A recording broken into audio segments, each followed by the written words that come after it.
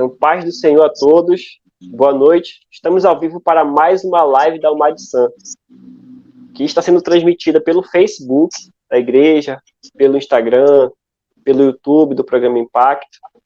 E antes de iniciar, já gostaria de pedir para que você pudesse compartilhar essa live com seus amigos, compartilhe com a sua família, mande no grupo do WhatsApp, coloque nos stories, para que o máximo possível de pessoas possam ser alcançadas. E nessa noite a gente consiga aprender bastante nessa conversa que a gente vai ter com um convidado muito especial. Ele é o Gutierrez Siqueira. Gutierrez, ele é graduado em comunicação social, é pós-graduado em mercado financeiro de capitais. Além disso, ele é editor do blog Teologia Pentecostal, é membro, professor da Escola Dominical na Igreja Evangélica Assembleia de Deus, Ministério Belém, lá em São Paulo. Gutierrez também é autor de 4 livros: Revestidos de Poder, O Espírito e a Palavra, Autoridade Bíblica e Experiência no Espírito, e o último que lançou recentemente, que é O Reino Dividido. Então, eu até tenho eles aqui, eu não tenho o último livro, mas são livros excelentes para quem tem curiosidade, quer aprender mais sobre teologia pentecostal. É um conteúdo muito rico. Nessa live, você também vai poder mandar sua dúvida. Se você quiser, pode escrever no chat, que os nossos assistentes vão estar lá para auxiliar. E o Gutierrez vai estar aqui para responder. Então, Gutierrez, boa noite. É um prazer recebê-lo aqui. Irmão, a paz do Senhor, Ricardo. É um prazer também estar aqui com os irmãos do Amapá. Que Deus abençoe a todos. Pois bem. Então, a live de hoje vai falar sobre um tema muito interessante, muito importante, que tem muita relevância para todos os cristãos, que é a frieza espiritual. E mais especificamente no contexto da pandemia. Eu acho que todo cristão, em algum momento, já passou por um momento difícil, um momento em que se sentiu espiritualmente frio. Quem nunca? A gente comparar uma vida em que a gente tinha fervor no seu coração, tinha prazer em ler a Bíblia, prazer em orar, prazer em jejuar, prazer em estar na casa do Senhor, só que depois disso já não sente a mesma coisa, não sente o mesmo prazer. Tem dificuldades, às vezes está diante da Bíblia e não consegue ler, às vezes se ajoelha e não consegue orar, não tem mais vontade de ir para a igreja. Então essa é uma condição que está presente na vida do cristão. Então a gente gostaria de começar e definir o que seria frieza espiritual. Perfeito. É importante a gente fazer uma separação, porque a Bíblia, incrivelmente, ela fala pouco ou dá poucos exemplos de frieza espiritual, da forma como nós imaginamos esse conceito, né? Como você muito bem definiu agora, né? Frieza espiritual a gente interpreta como um cristão que ele não perdeu ainda completamente a fé, mas é uma pessoa que já não tem prazer naquilo que a gente acha que faz parte da vida cristã, né? Como a leitura da palavra, a oração, o congregar, etc. A Bíblia fala pouco disso, porém dá muitos exemplos de desânimo. E aí tem uma diferença, porque em momentos de crise, e a gente vê isso muito presente nos Salmos especialmente, a gente vê muito a expressão dos salmistas mostrando o seu desespero diante da situação que eles estavam vivendo. Inclusive com uma sensação que eles tinham sido abandonados por Deus. Então, uma sensação que é sempre expressada nos Salmos de lamentação. Aliás, em toda a literatura de lamentação na Bíblia, que não está restrita apenas aos Salmos. Também temos o livro de Lamentações de Jeremias, o próprio livro de Jó tem muito de lamentação. Então, assim, é importante a gente tentar entender qual é a causa desse desânimo. Se a causa desse desânimo é uma questão externa, no sentido de um problema, de uma dificuldade, de uma tribulação, ou se é realmente um esfriamento espiritual de fato, ou seja, uma pessoa que está caminhando para deixar a fé. Então tem uma diferença muito grande aí. Às vezes o sintoma é muito parecido, um incômodo, uma inquietação, uma vontade até de deixar de viver em comunhão com os irmãos, mas isso pode ter raízes completamente diferentes.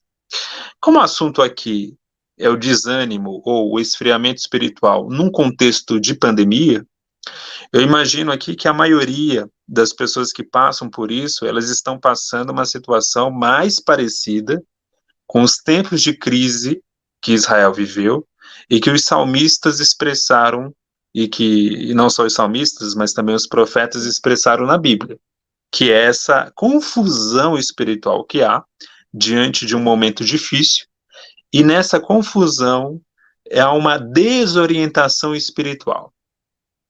Então, assim, separando isso, sabendo a origem, a gente vai entender melhor como tratar esse problema. Porque se o problema for apenas um desânimo mediante uma tribulação, há um tratamento. Se for um desânimo no sentido de que a pessoa está caminhando realmente para romper com a sua fé, aí é uma outra questão. Né? Então, assim, eu começaria aí para a gente ir pensando, para trabalhar o conceito nesses termos, né? Qual é a origem desse desânimo, que pode ser parecido, mas tem uma origem muito, muito diferente. Então, basicamente, eu acho que a gente muitas vezes define a frieza espiritual com base no conceito de fervor, né?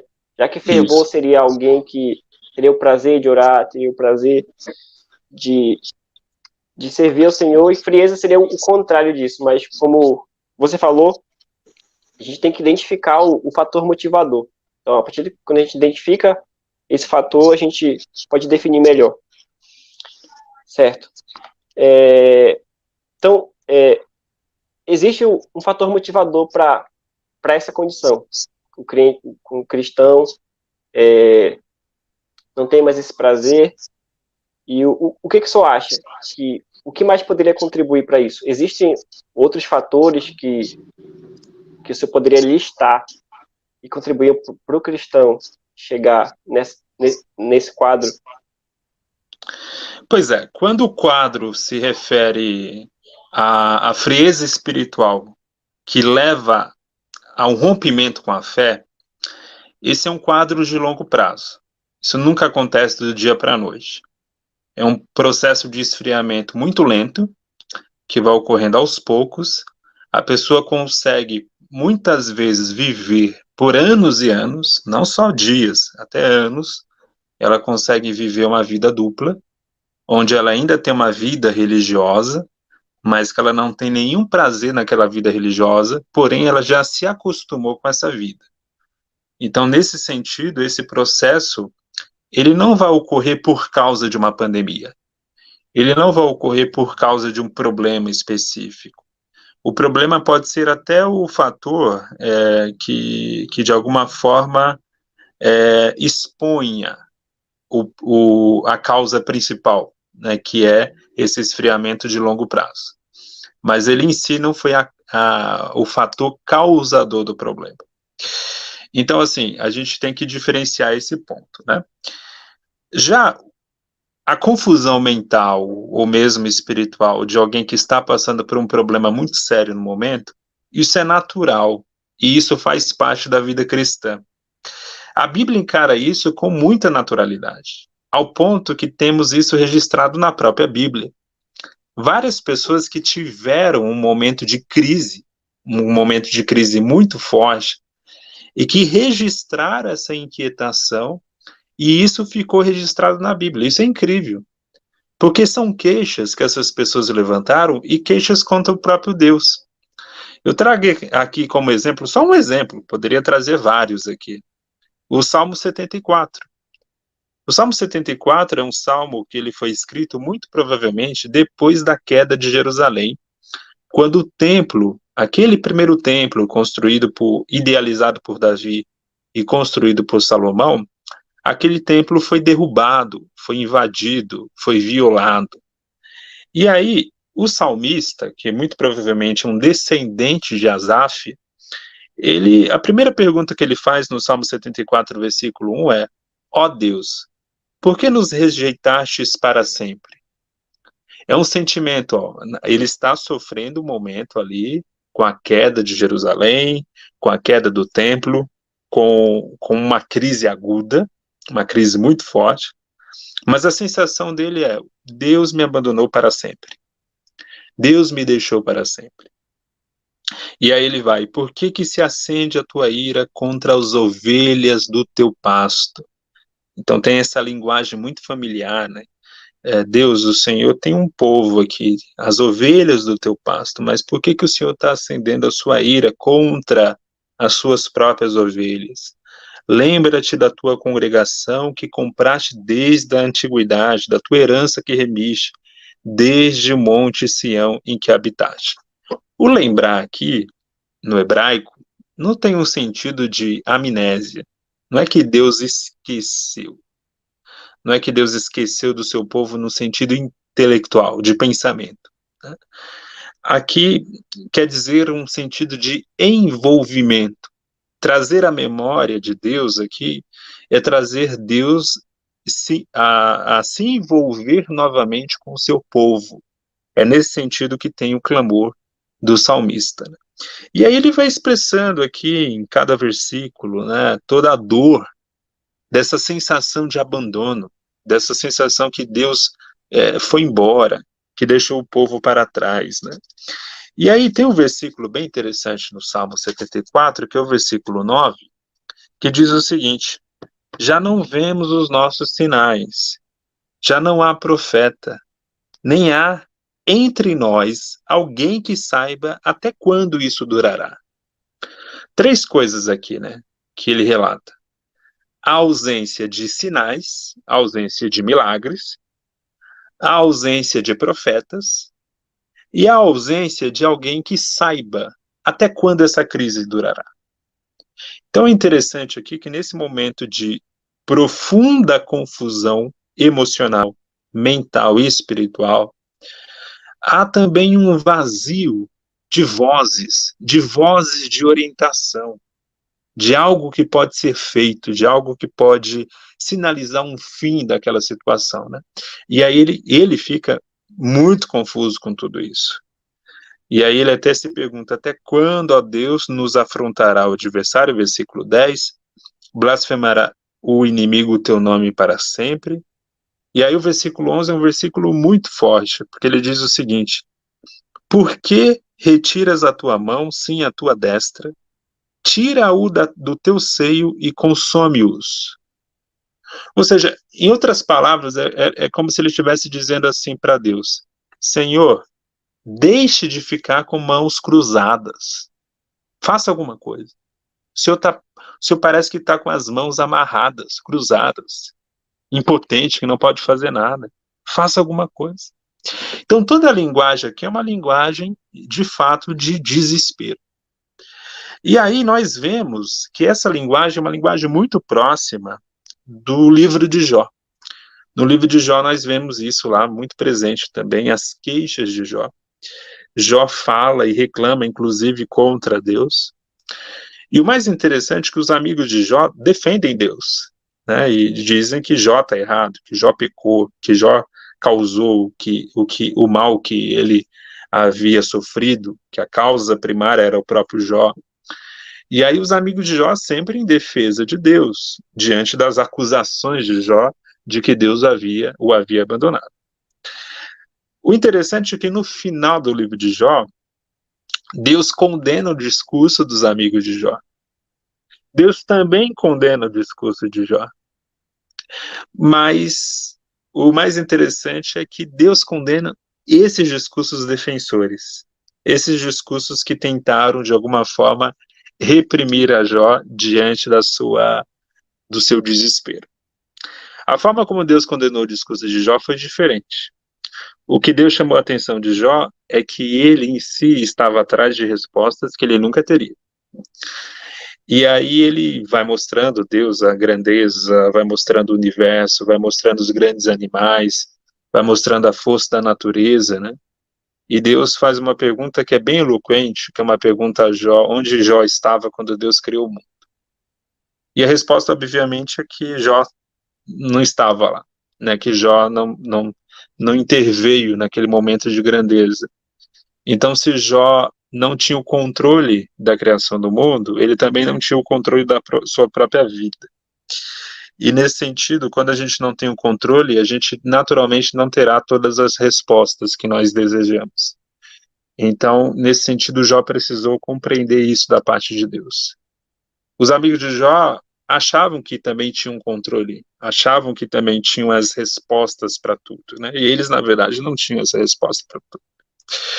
Então, assim, é lindo demais a gente ver que na Bíblia há espaço de mostrar realmente os seus sentimentos, mostrar realmente o que você está sentindo no momento de dor.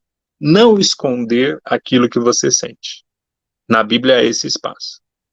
Mas isso aqui acontece em um momento de crise. Isso aqui é totalmente diferente daquela pessoa que está há meses, anos, em um processo de esfriamento, de hipocrisia, de fingimento, de vida dupla, e que está aos poucos se desviando da fé. Isso aí é uma outra coisa.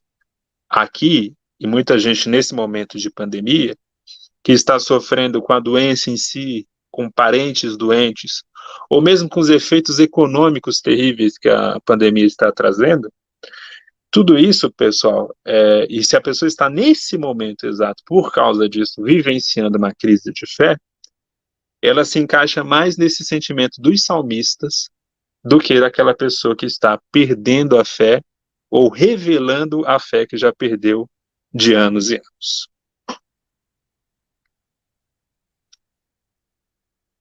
Amém. O Leandro fez uma pergunta. O amadurecimento na fé pode ser confundido com frieza?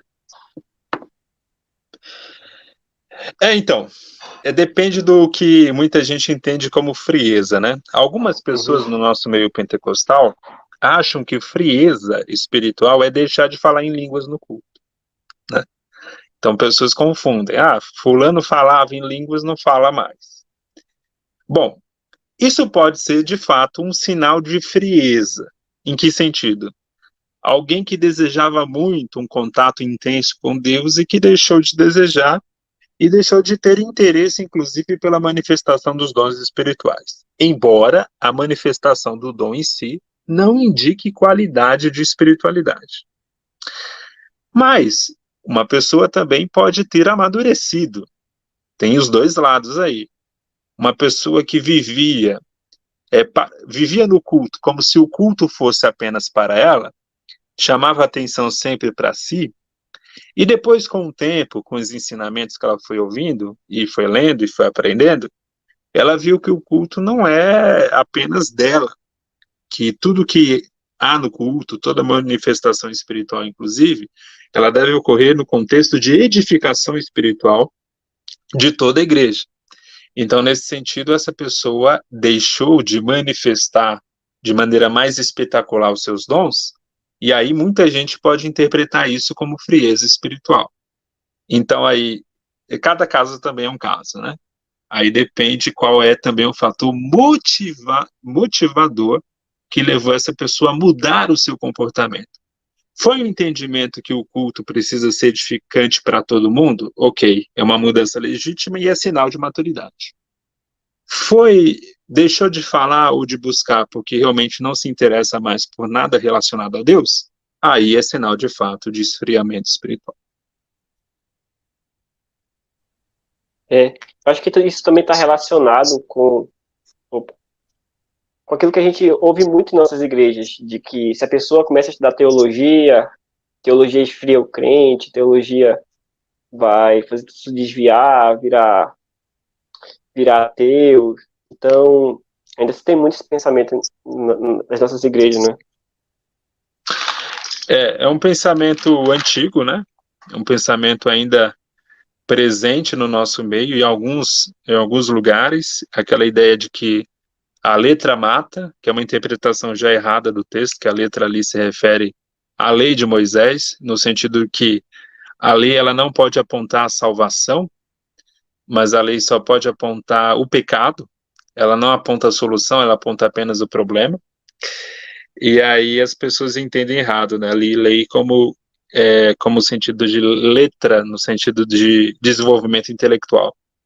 Mas essa dicotomia entre o avanço intelectual da vida e uma suposta frieza espiritual é uma dicotomia totalmente estranha à Bíblia. Porque a Bíblia, se a gente pegar os dois principais personagens da Bíblia, no Antigo e no Novo Testamento, foram dois grandes intelectuais também. Um é Moisés, Moisés que teve a melhor educação possível, já que ele era neto adotado de Faraó, então ele teve a melhor educação que existia no Egito, e o próprio apóstolo Paulo também. O apóstolo Paulo era um homem que tinha uma cultura judaica muito, muito forte, muito intensa, ele havia sido um fariseu, ele estudou bastante, foi um homem que estudou na escola de Gamaliel, que era considerado um dos maiores rabinos daquela época, até hoje é um nome bem considerado no judaísmo, e Paulo também tinha todo um conhecimento de cultura jurídica romana, isso fica muito claro ali nos julgamentos que ele enfrenta no livro de Atos, e era também um conhecedor da filosofia grega. Então era um homem de uma vasta cultura e foi grandemente usado por Deus. Então é muito interessante nesse patamar, porque há vários personagens na Bíblia que eram mais simples ou com baixo conhecimento cultural de maneira geral. A gente pode citar, por exemplo, no Antigo Testamento Amós, podemos citar Pedro no Novo Testamento, né?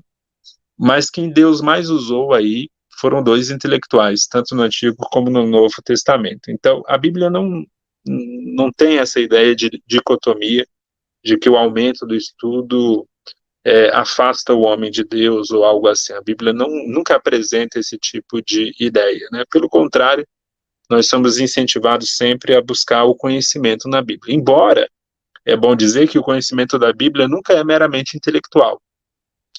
A palavra conhecer, o verbo conhecer no hebraico, ele tem um sentido de algo que é consumado, não é algo apenas que fica na cabeça, que fica na mente, né? É algo que é experimentado. Então, nesse sentido, quando fala que conheçamos e prossigamos e conhecer o Senhor, lá no profeta Oséias, ali está no sentido muito encarnacional.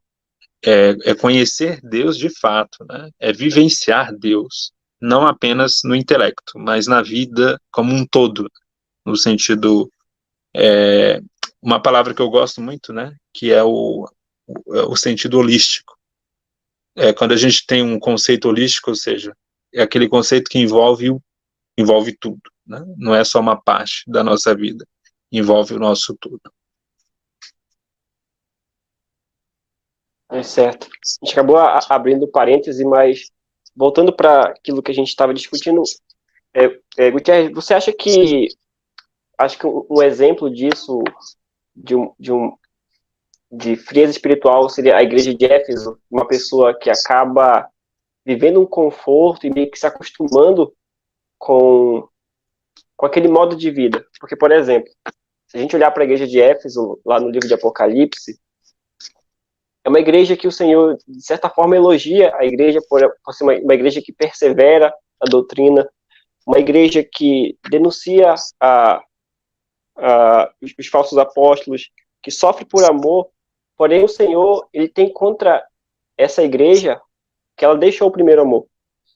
Então, isso seria um exemplo que mostra essa relação de um cristão que vive de maneira confortável.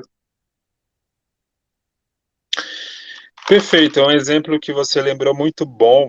Inclusive, isso está em Apocalipse capítulo 2, versículo 2, quando Deus fala através de João, né, para a igreja de Éfeso: eu sei as tuas obras e o teu trabalho e tua paciência, e que não pode sofrer os maus, e puseste à prova os que dizem ser apóstolos, e o não são, e tu o achastes mentirosos, e sofreste e tens paciência, e trabalhaste pelo meu nome, e não te cansaste. Tenho, porém, contra ti que deixaste o teu primeiro amor. Aqui, Ricardo, é importante a gente ver o seguinte, que aos olhos da igreja hoje, a igreja de Éfeso não era uma igreja fria. Por quê? Era uma igreja que tinha um trabalho apologético muito bom, era uma igreja que conseguia, que tinha uma maturidade teológica boa, ela conseguia colocar à prova quem se dizia ser apóstolo, provavelmente alegando que era uma pessoa de milagres, uma pessoa que fazia sinais, alguma coisa assim. E essa igreja ela tinha muito discernimento, né, para encarar esse tipo de camarada aí que tentava enganar as igrejas. Uma coisa que me chama a atenção no texto é que é uma igreja que também sofria com paciência, ou seja, ela sabia lidar com o próprio sofrimento e perseguição que a igreja primitiva sofria. Porque a perseguição era interna, no sentido dos falsos mestres e profetas, e também havia uma perseguição externa, especialmente do Estado. E essa igreja sabia exercer a paciência diante desse sofrimento. Mas tem um ponto aqui que chama muito minha atenção na igreja de Éfeso, que é uma igreja que trabalha pelo nome de Deus. Diz o texto, trabalhaste pelo meu nome e não te cansaste. Olha só, essa igreja era uma igreja ativa, ativa. Ou como a gente pode definir, era uma igreja ativista. Ela trabalhava, e trabalhava bem, e não se cansava, era perseverante. Aos olhos das nossas igrejas hoje, a igreja de Éfeso jamais seria definida como fria, como caminhando para a frieza espiritual. Essa é uma igreja que não se cansa, estão lá fazendo coisa, produzindo, fazendo eventos, fazendo isso, fazendo aquilo, evangelizando. Puxa, essa igreja não é fria. Tenho, porém, contra ti, diz Deus, que deixaste o teu primeiro amor. Aí é que vem o X da questão. O X da questão aqui é que a igreja de Éfeso, na aparência, naquilo que ela fazia externamente, ela estava tudo perfeito. A grande questão é que esse esfriamento espiritual aqui é um esfriamento interno que a gente também pode vivenciar e a gente não vai percebendo. Tem uma analogia, eu não sei se é verdade ou não, mas dizem, não sei quem fez esse teste, né, que se você pegar um sapo e jogar ele numa panela de água quente, ele vai pular rapidamente daquela panela. Porém, se você colocar o mesmo sapo numa panela de água fria e for esquentando aos poucos essa água, ele não vai pular e vai morrer naquela água. Essa analogia ela é muito boa para mostrar como que funciona muitas vezes o esfriamento espiritual, que era o esfriamento que essa igreja estava vivenciando. É um esfriamento que vai vivenciando aos poucos, é um esfriamento que a pessoa não vai percebendo, que não há sinais externos, porque ela continua trabalhando, ela continua envolvida na obra, ela continua sendo uma pessoa que dá assistência ao pastor, muitas vezes é um obreiro, mas essa pessoa não está percebendo que ela está deixando o primeiro amor. Por quê, pessoal? Porque na aparência, se eu vivo intensamente para Deus, ou se eu vivo como um profissional da fé, para quem está olhando de fora não há diferença nenhuma. Eu posso ser um profissional da fé, ou seja, eu me acostumei com o ritmo religioso, eu me acostumei a viver de maneira religiosa, isso já faz parte da minha própria natureza. Eu já me acostumei a orar, a congregar, até ler a Bíblia. Eu já me acostumei a fazer as coisas que a igreja espera que eu faça.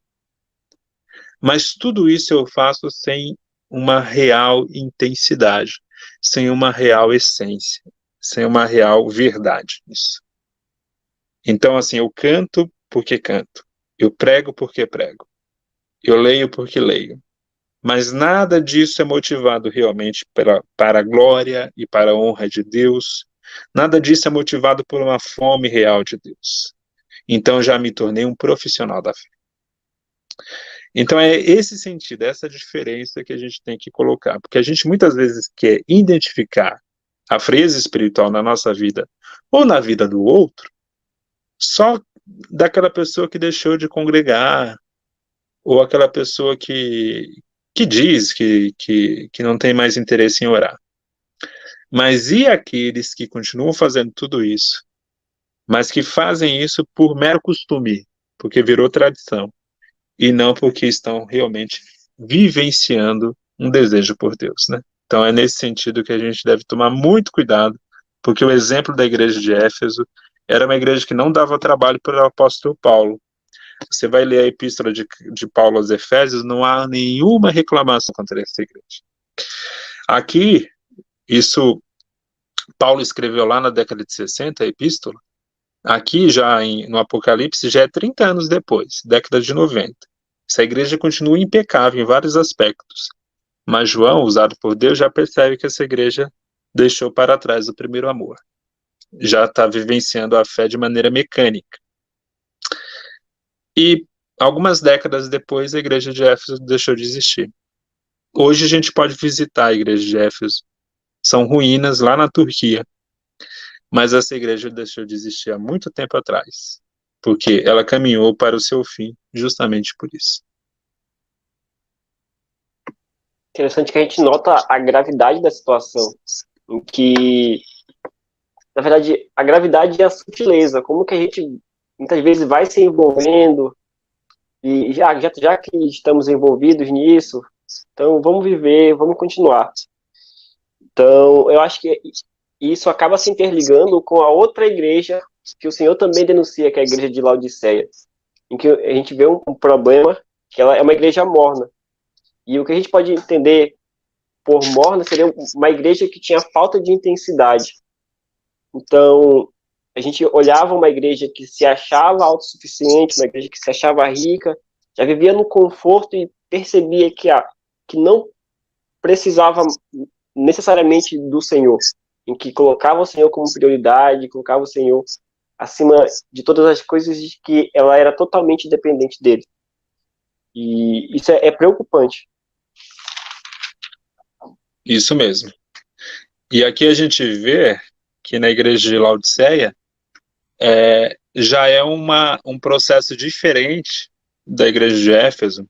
Por isso que a gente não pode querer padronizar o esfriamento espiritual, porque ele pode acontecer de várias formas, né? Ele pode ser mais sutil, como na igreja de Éfeso, que realmente eles nem estavam percebendo, como ele pode ser um pouquinho mais explícito, como na igreja de Laodiceia, porque aqui havia claramente um orgulho espiritual. Né? Como lá no versículo 17 de Apocalipse 3, eles falam, né, como você já mencionou, rico sou e estou enriquecido, de nada tenho falta. Esse sentimento de autossuficiência que havia nessa igreja e que era muito patente, né, ela mostrava isso claramente, isso já mostrava o sinal de falência espiritual dessa igreja. Ela ainda não tinha rompido com a fé completamente, por isso que ela é chamada de uma igreja morna, mas o morno aí faz Deus querer vomitar, porque a água morna é uma água ruim para consumir. E aí nós vemos um outro tipo de padrão também que existe, que são pessoas que muitas vezes também estão envolvidas com o ministério, estão envolvidas com a igreja, e que elas passam a achar que aquilo é seu, que aquilo ali é parte da sua propriedade, e que ela não deve nada a ninguém, e que ela se autossuficiente, no sentido de que ela não precisa de ninguém, não precisa prestar contas a ninguém, não precisa dar conta para ninguém de nada, né? Então, nesse sentido, a gente deve tomar muito cuidado também, porque a autossuficiência, ela é uma forma de orgulho.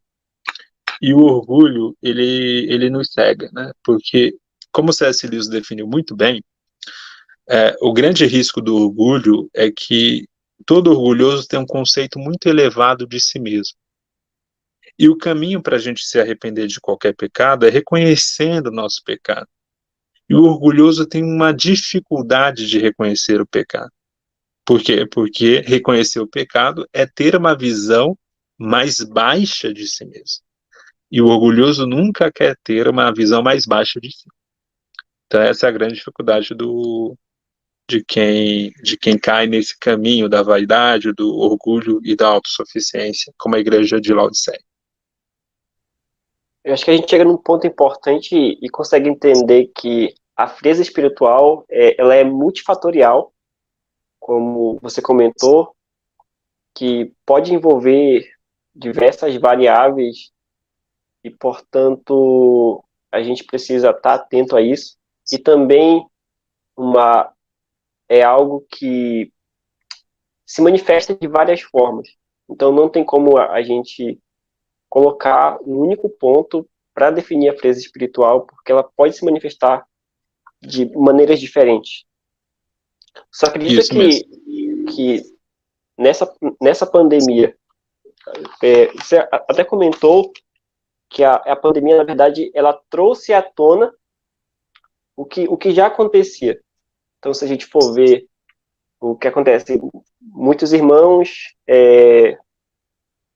muitas vezes viviam numa condição de frieza espiritual, ia para a igreja, por achar que, eu tô indo para a igreja, então tá tudo bem. Cantava no grupo. E hoje a gente vê que, será que a pandemia, ela intensificou isso?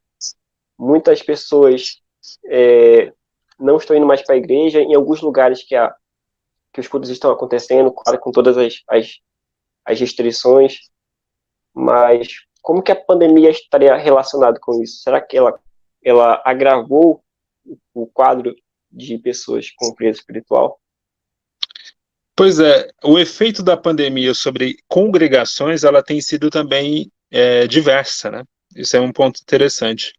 Algumas igrejas começaram a se encher mais depois da pandemia, porque há aquele processo quando há uma crise muito grande que pessoas que não buscavam a Deus passam a buscar.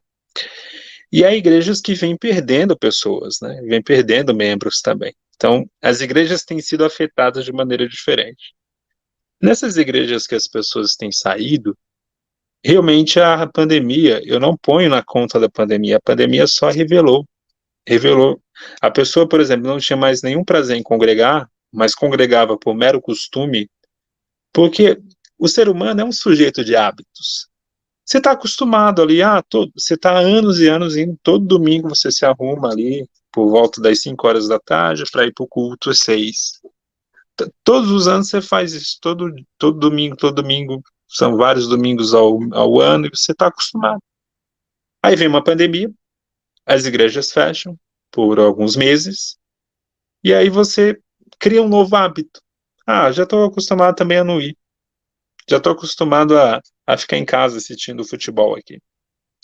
Então, veja que a pandemia, ela só ajudou a criar um novo hábito.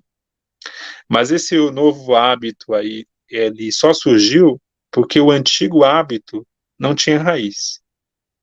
O antigo hábito era só um costume social, não era o desejo de viver em comunhão. Então é nesse sentido que a pandemia revelou, né? E aí é isso que a gente tem visto, infelizmente, na vida de muita gente, né? Infelizmente tem acontecido bastante. Então a gente não pode culpar a pandemia nunca por isso. Até porque ela é neutra nesse sentido, né? Ela tem até mesmo ajudado algumas pessoas a se aproximarem mais da igreja. Mas nesse caso ela só revelou aqueles que já não estavam aí para nada, né? Para congregar mesmo.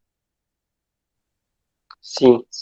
Eu acho que a gente chega num momento importante agora, que, bom, a gente já consegue basicamente definir o que seria frieza espiritual, a gente consegue entender que ela é multifatorial e multiforme, e a gente precisa ter cuidado e se atentar a esses pontos. E agora, acho que, como que o cristão pode lidar com isso? Acho que primeiro a gente pode perguntar como que a igreja, mesmo nessa condição que a gente está vivendo hoje, poderia ajudar o cristão que está vivendo em frieza espiritual? Esse é um caminho do discipulado, né? Muitas vezes a gente não percebe justamente esses pontos acontecendo no nosso meio, porque não há discipulado. E discipulado aqui, entenda, eu não estou falando apenas de uma classe na escola dominical que ensina os rudimentos da fé cristã. Discipulado é um processo de começo, meio e fim. E que o fim, na verdade, é só no fim da nossa vida, porque a gente sempre tem que vivenciar um tipo de discipulado. Então, nesse sentido, em quais pontos a igreja pode ajudar? A igreja como comunidade, como um todo. Não apenas o corpo pastoral, mas a igreja como um todo, né? Ela pode ajudar sendo, de fato, igreja. Ou seja, sendo, de fato, um espaço de comunhão. Um espaço onde as pessoas não são consumidores. Ou seja, elas vão lá, consomem o culto e vão embora. Como se a gente fosse numa lanchonete, ou num shopping, numa praça de alimentação. A gente vai, consome, põe a bandeja lá e vai embora, né? Pagamos pelo serviço e fomos embora. Não, mas um espaço que realmente se comporte como uma família. Um espaço onde haja espaço para conversar, para manifestar as inquietações, para confessar os pecados. Olha que a Bíblia diz confessar os pecados uns aos outros, né? Não é o sentido de um superior ouvindo o pecado do inferior, não. É um ao outro fortalecendo a fé um do outro, né? Então, o sentido de comunhão. Quando a igreja, a comunidade vivencia, isso já ajuda demais.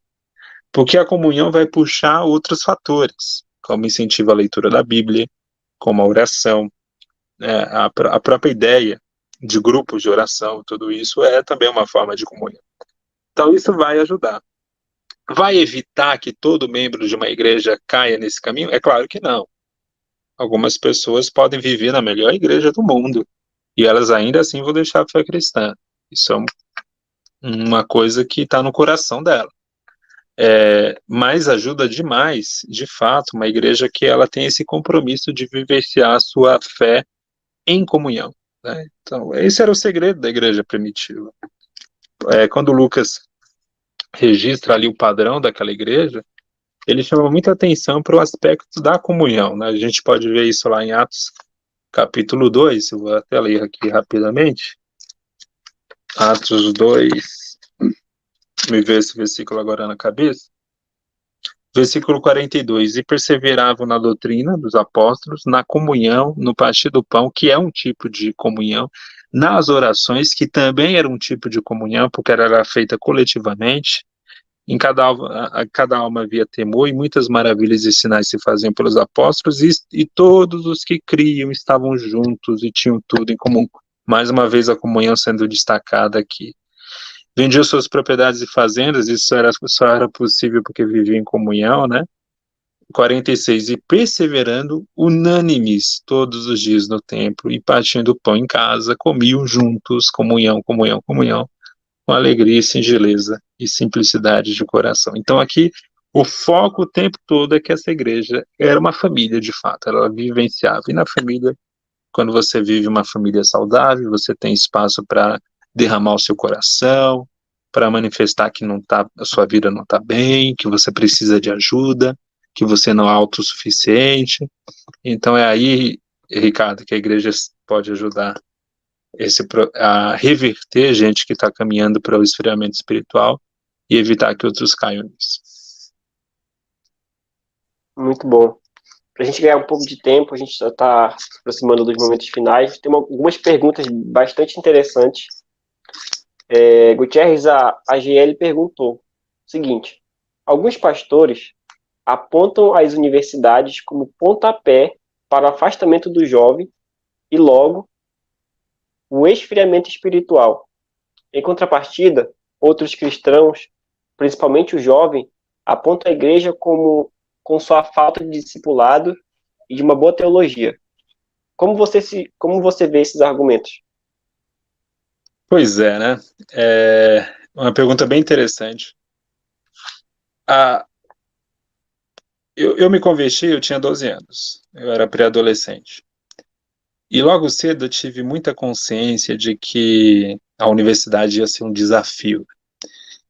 E porque isso era dito na igreja, esse discurso que muitos jovens se desviam na universidade. Então, quando eu ainda estava ali no final do ensino fundamental e no ensino médio, eu já estava me preparando para esse ambiente universitário. Aí eu comecei a ler. Eu fui lendo o máximo que eu podia de livros sobre esse assunto.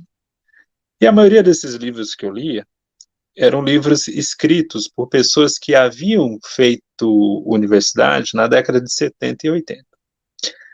E todos eles, né, diziam, era quase unânime, de que o ambiente universitário era muito hostil à fé cristã e muito ateísta. Aí, quando eu entrei na universidade, eu tive um baque, porque o ambiente não era nada ateísta. E olha que eu fiz ciências humanas, né, eu fiz jornalismo. Eu lembro que uma vez, em uma das aulas, um professor pediu para a gente fazer um comparativo de um trabalho com algum escrito do Nietzsche, um filósofo bem radicalmente crítico da religião. E aí eu usei como referência um outro crítico da religião, que era o Dawkins, o Richard Dawkins, que é um biólogo britânico, ainda vivo. E aí quando eu mencionei esse nome ao professor, o professor, foi muito interessante o comentário dele, ele disse assim, nossa, o Dawkins é um ser insuportável, ele é muito antirreligioso, eu acredito que todo mundo deveria ter uma religião. Eu sou budista, por exemplo. Eu acho que todo mundo tem que ter uma espiritualidade. Ele até usou essa expressão, espiritualidade. Naquele dia ali, quando esse professor falou isso para mim, caiu uma ficha, assim, né, na hora. Caramba, olha, parece que o pessoal perdeu a dimensão que as universidades mudaram. Pode até ter alguns campos que ainda são um ambiente de militância ateísta, mas a maioria hoje já não é mais. Eu posso dizer para você que eu não tive praticamente nenhum desafio intelectual na universidade. Então, eu jamais poderia alegar que a universidade produziu, não que ela fosse simpática à fé cristã, ela também não era, mas ela também não era hostil à fé, né, nesse sentido. Eu falo aqui pela minha experiência, e é na experiência de muita gente que eu conheço, que passaram pela mesma coisa. Então, se eu tivesse saído da fé cristã na universidade, jamais eu poderia colocar culpa na universidade. Era culpa minha mesmo, era o desejo de sair. O que acontece muito é que muitos jovens, eles vão para a universidade no começo da juventude, né? Ali com 18, 19 anos. E é a idade que eles se sentem mais libertos para se libertar das amarras dos pais. E aí é nesse momento que eles escolhem sair da igreja. Porque já sou maior de idade, ainda moro com meus pais, mas sou maior de idade, não sei o quê, sou independente, vou deixar a igreja. Ou seja, o sujeito já não tinha fé mais, ele já não tinha mais. Eu estou falando aí, alguém pode dizer, não, mas a minha experiência foi diferente. Estou falando de uma experiência mais generalizada. Normalmente é isso que acontece.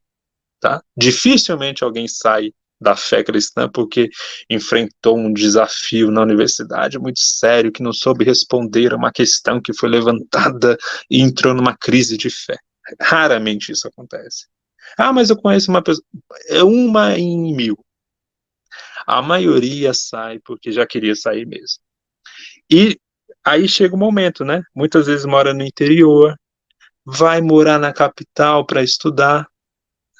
E aí, puxa, já está longe da igreja que congregava, dos pais, os pais estão em outra cidade. Agora é o momento de cair na farra.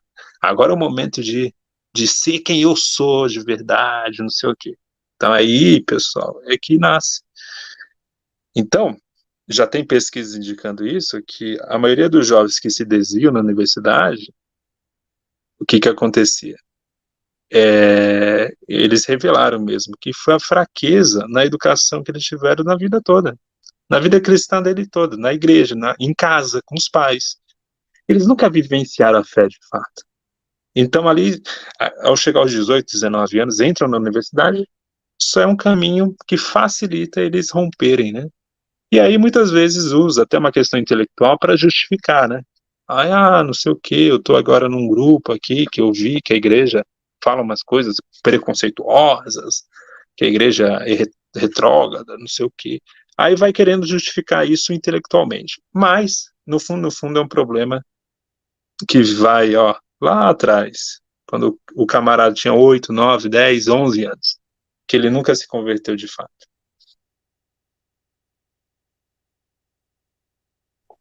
Amém. Isso é verdade. Eu consigo perceber isso claramente na minha universidade, que eu acho que o cristão, ele não pode culpar a universidade por isso. Às vezes, no calor do momento, a gente acaba se interessando por se desviar.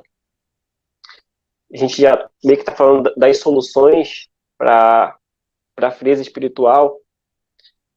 Teve outra pergunta, não estou vendo o nome, ele diz assim: no processo de restauração, há uma ação conjunta entre o Espírito Santo e o homem? Como que se dá isso?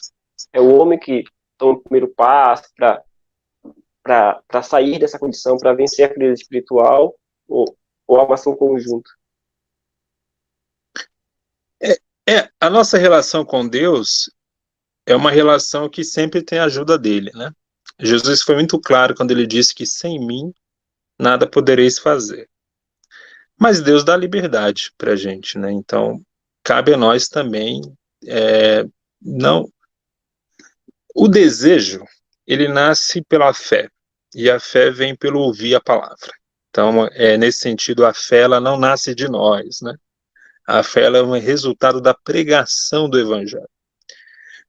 Muitos ambientes tem muita gente caindo na frieza espiritual porque já não se prega o evangelho também tem esse lado, né?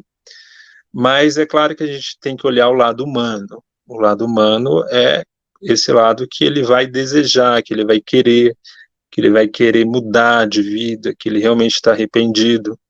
Então, nesse sentido, é sim tem o lado divino, que Deus nos chama por meio do evangelho, nos chama por meio da palavra, nos incomoda, usa a nossa consciência, mas também tem um lado de decisão humana, né? Eu posso decidir dizer não a Deus, eu posso, de alguma forma, rejeitar a Deus, né? E isso é uma decisão puramente humana. E uma trágica decisão, né? Quando o homem resolve usar da sua liberdade, ele usa essa liberdade de maneira bem trágica, porque a sua liberdade só é para dizer não. Mas quando ele resolve se entregar e deixar que Deus o leve, que Deus o conduza, que Deus o faça correr por um leito de rio, o rio do Espírito, aí ele não precisa fazer nada. É só deixar Deus o levar, que Deus vai o conduzindo para uma fé cada vez mais profunda. Então, John Wesley, ele fala que ele se coloca em chamas. A gente percebe nas palavras dele uma disposição a ouvir o chamado do Senhor. Eu acredito que quando a pessoa ela já reconhece a frieza espiritual, que está acontecendo alguma coisa, eu acho que isso é um sinal que o Espírito Santo já está agindo na vida dela, e cabe, portanto, por parte dela, se jogar no Senhor, como você disse. Eu acho que está mais relacionado a isso. Né? Correto. Acho que para finalizar, uma palavra para os irmãos que têm passado por esse momento, para os líderes que muitas vezes estão desanimados com toda essa situação, para os cristãos que têm vivido isso. Se você está desanimado porque você está passando por um momento difícil, todos nós estamos, né? Eu posso dizer mesmo que, por mim, 2020 foi o pior ano da minha vida. Nesse sentido, você precisa lembrar um padrão que existiu nos Salmos. Abra sua boca, manifeste e abra sua boca para Deus mesmo, manifeste a sua dor para Ele, mas nunca deixe de falar, Deus meu, Deus meu.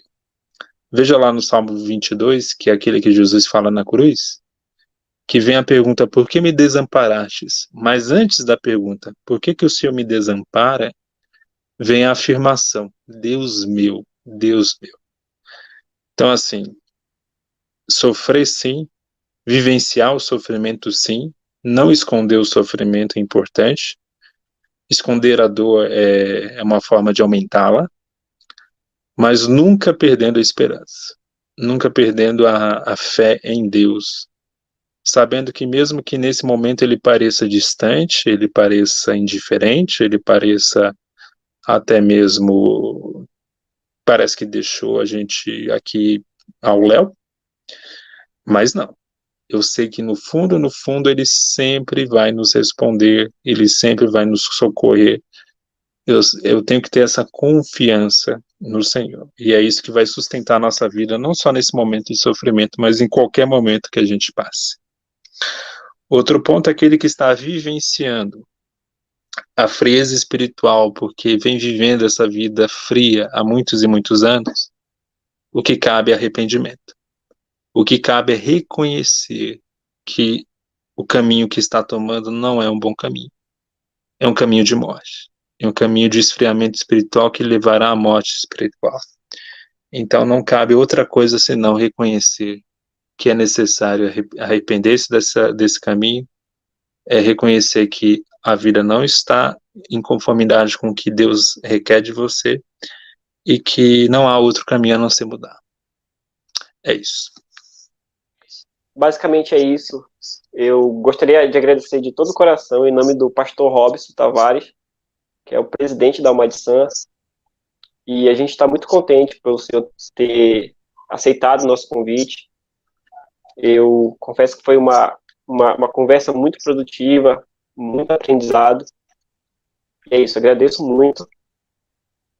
E eu acho que, para terminar, eu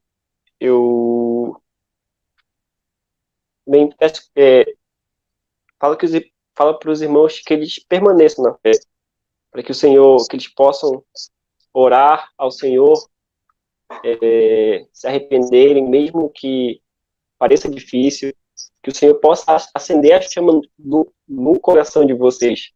Então, que o Senhor possa aquecer o coração desses e que possamos continuar nesse caminho.